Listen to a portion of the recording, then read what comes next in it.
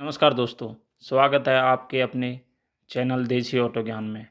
आज हम आपके लिए लाए हैं एकदम देसी पावरफुल दमदार व्हीकल बोलेरो कैंपर 4x4 का डिस्क ब्रेक चेंज करने का तरीका और डिस्क ब्रेक क्यों चेंज करते हैं।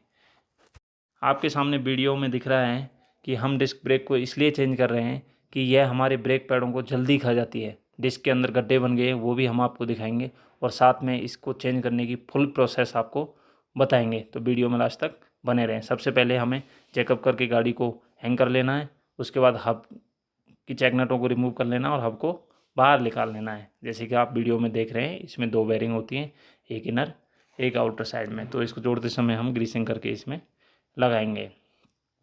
इसमें बीच में एक डिस्टेंस पीस निकलता है और 2 इसके वाशर होते हैं डिस्टेंस को मेंटेन करने के लिए, वो लगाते समय हमें ध्यान रखें।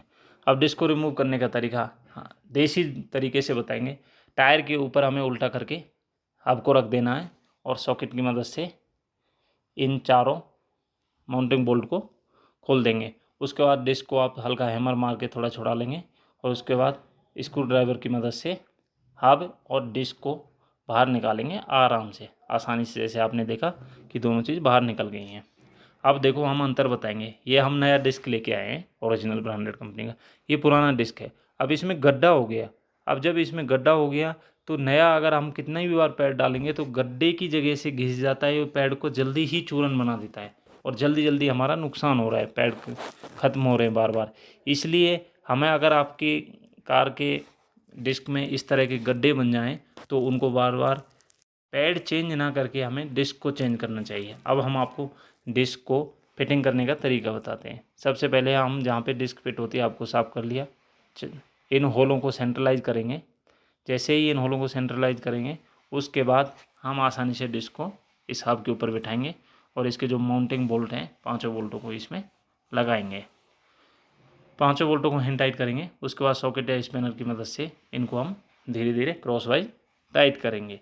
फुल टाइट टॉर्क के हिसाब से इसको हम कर देंगे और ध्यान रहे सभी को क्रॉस वाइज टाइट करना है, जिससे हमारा डिस्क टूटने का खतरा नहीं रहे। उसके बाद सिंपल प्रोसेस, बेरिंग में ग्रीस भर लेंगे।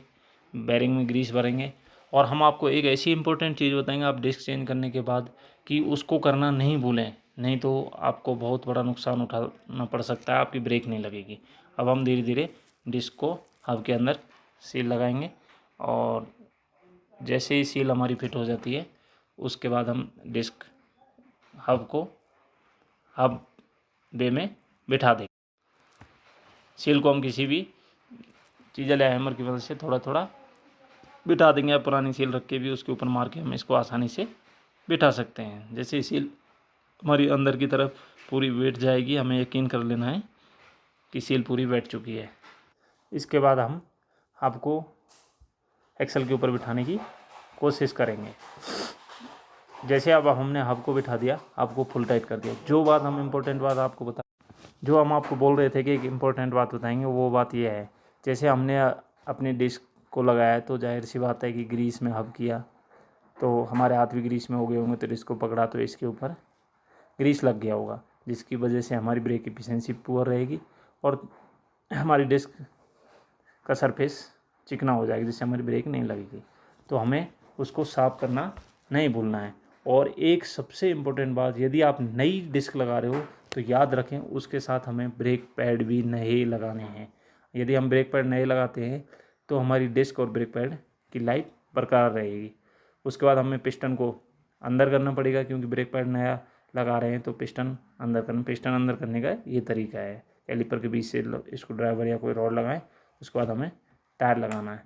यदि आपको हमारी ये वीडियो पसंद आई है तो हमारे चैनल को सब्सक्राइब करें